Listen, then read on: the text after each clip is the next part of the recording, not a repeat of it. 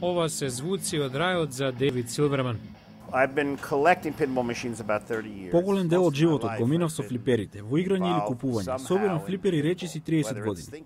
Се е работа на рефлексите. Го лансирате металното топче, собирате поени со секој удар, но еден невешт потек и топчето оди во дупка. Денес Дейвид Силверман е горд собственик и куратор на Националниот музеј на флипери во Вашингтон. Поседува околу 900 флипери. Флиперите го бележат развојот на Соединетите Американски држави. Игрите во 1960-тите, например, осликуваат точно што се случувало во тој период. Флиперите се дел од историскиот уметничкиот пресек на времето, а сепак игра. Силверман на флипери потрошил речиси $2 милиона во изминатите 30 години, но не жали. Се работи за страст према играта. Се надевам дека ќе успеам да ја наметнам и на многу други. Дали флиперите ќе ја преживеат електронската ера?